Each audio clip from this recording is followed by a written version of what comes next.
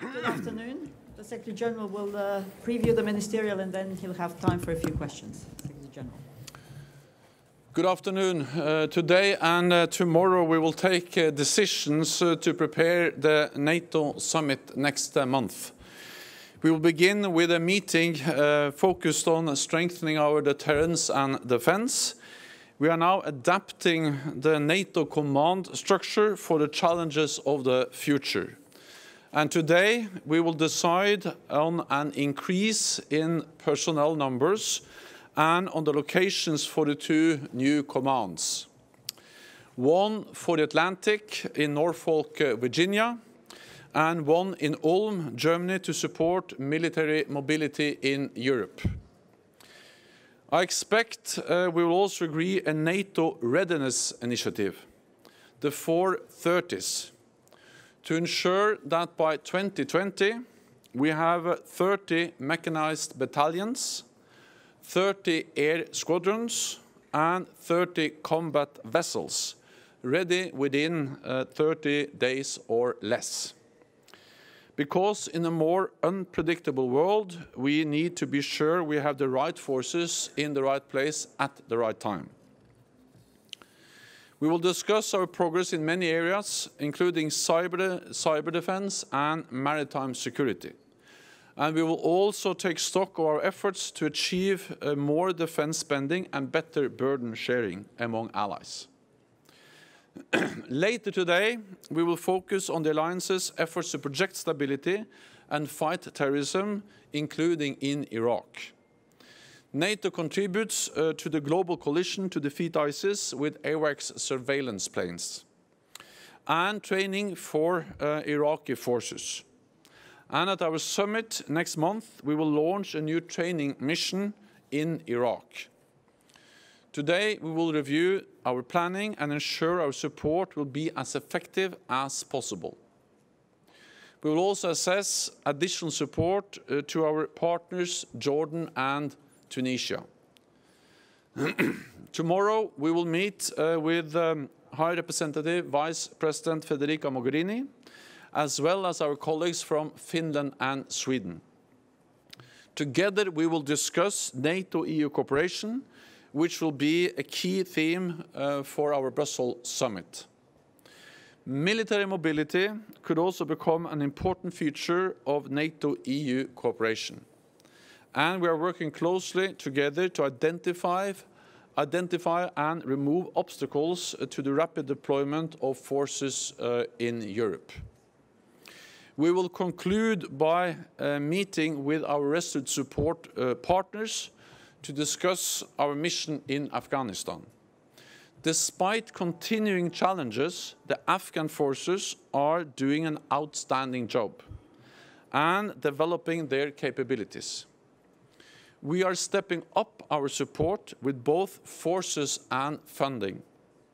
We have added 3,000 more trainers to our mission. And at the summit next month, I expect allies will agree to extend funding for the Afghan forces to 2024. Our presence in Afghanistan helps Afghanistan to stabilize their country, fight international terrorism, and create the conditions for a peaceful solution. I welcome the announcement of a ceasefire made by President Ghani and the Government of National Unity. This is a positive step forward on the path to peace. NATO fully supports an Afghan-led and Afghan-owned peace and reconciliation process. And with that, I'm ready to take your questions. We'll start with Radio Free Europe. The gentleman with the red tie.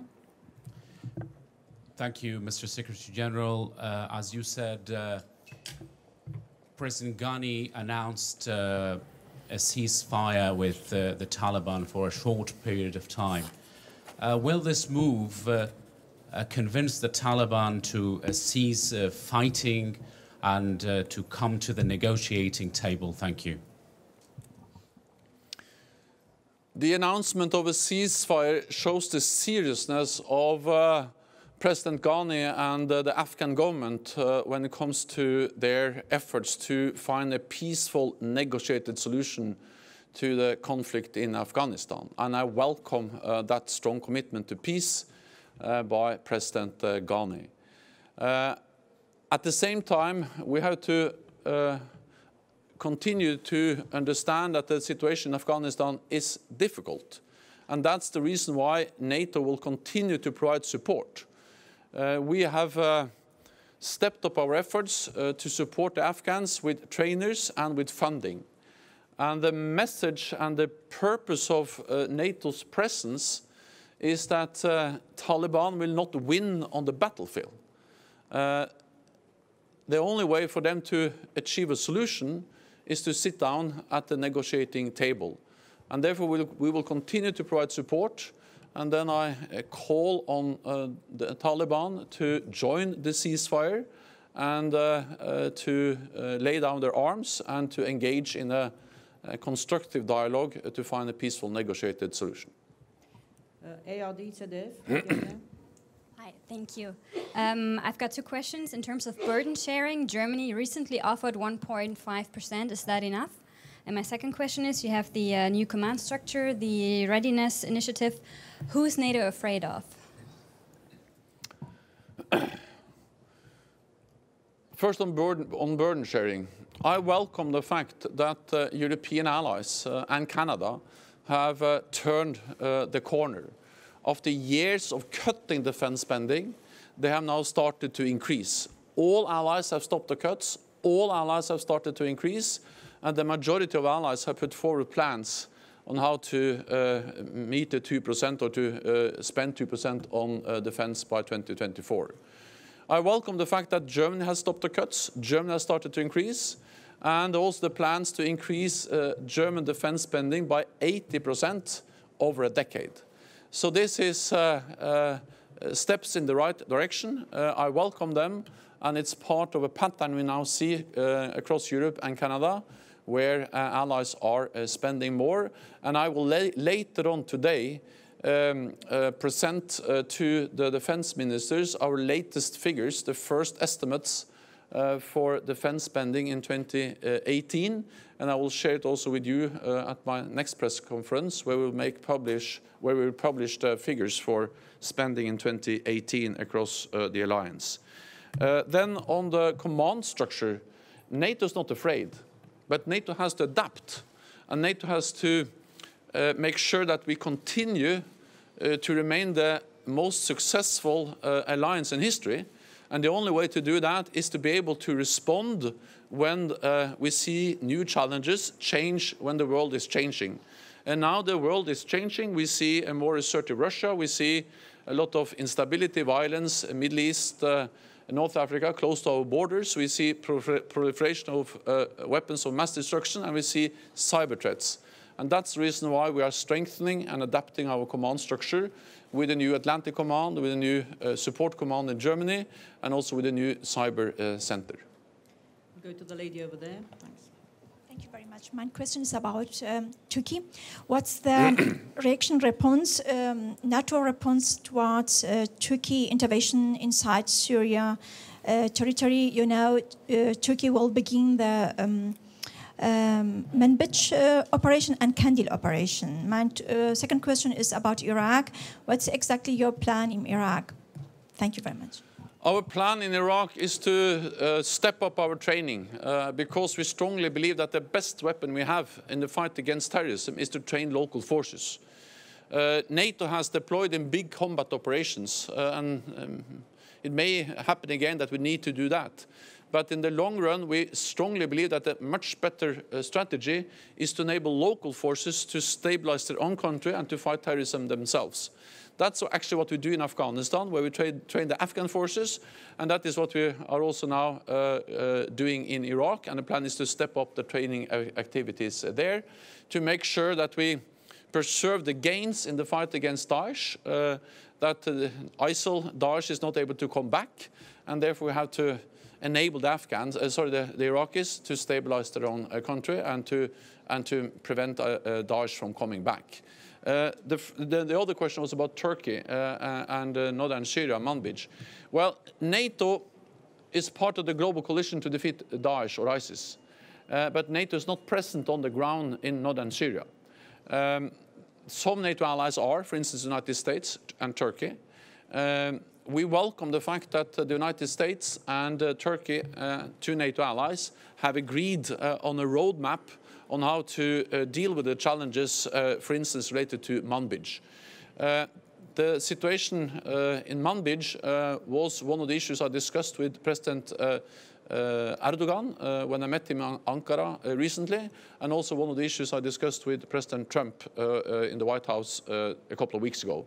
So NATO is not directly involved, but NATO allies are, and I welcome the fact that Turkey and the United States are now working together to address the challenges in northern Syria. Al Arabiya in the center. Good morning. Nuruddin Faridi from Al Arabiya News Channel. The Defense Minister of Qatar said in an interview that his country is looking for a full membership, and he was not joking about that. It may require, let's say, an official reaction from your side. And small question about the situation in Iraq. The political situation is becoming more complex after the election. The election committee members are forbidden to leave the country. Are you worried that the political circumstances may require you maybe to delay the mission, or are you confident after your contact with the Mr. Abadi and the Iraqi representative that the mission will be launched in the summit? Thank you. So we are in Iraq with our current training activities based on an invitation from the Iraqi government. And the elections, it's too early to say what kind of new government we will have after the elections. But of course, we will only stay in Iraq, and we will only step up our efforts, training efforts in Iraq, if you are welcomed by the Iraqi government.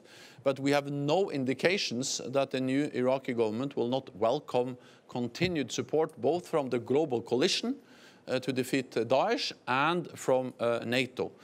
So our planning is going on, and the plan is to launch the new training mission at the summit in July. That was Iraq, and the other question was? It was about the Qatari Defense Ministers. Yeah.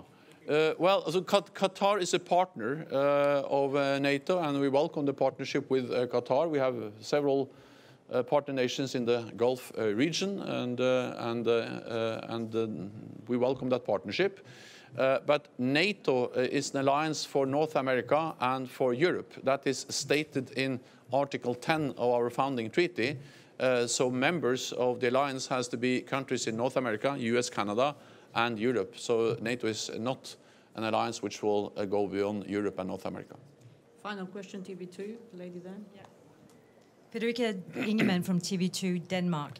It's not a secret that today a lot of European countries and the EU is in a sort of infight with President Trump on a number of very important international issues, such as Iran and the ongoing trade war. So what makes you believe today that the 29 NATO countries can actually get something constructive out of today's meeting and sort of put their differences aside? We have disagreements between NATO allies, but we stand together in NATO when it comes to the core task of NATO, and that is to protect each other and to strengthen our collective defense. And I agree that there are differences related to issues like trade, like the Iran nuclear deal, or environmental issues, climate change. And we also see some differences within Europe regarding the future direction of Europe. But then we have to remember that it's nothing new that there are differences between NATO allies. Going back to the 1950s, the Suez crisis, there were big differences between NATO allies. Or all the way up to the Iraq war in 2003, different NATO allies had different opinions. And of course, I take this seriously. At the same time, I think what we have learned and seen from history is that NATO is able to stand united around our core task and to deliver collective defense, deterrence, that we protect each other. And that's exactly what I expect also to happen today and tomorrow during this defense ministerial.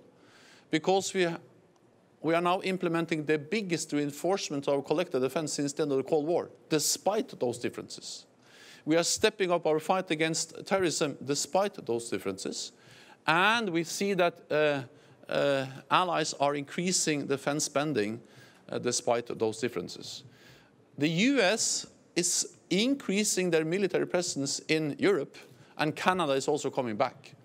So the fact is that, yes, there are differences between NATO allies on issues like trade, but within NATO, we have actually been able to strengthen our cooperation and strengthen the transatlantic bond with more North American presence in Europe and with European allies stepping up investments in defense. So NATO is strong, and NATO has actually become stronger over the last couple of years despite those differences. Thank you very much. This concludes this press point. We'll see you at the press conference at around 18:15. Thank you. Thank you.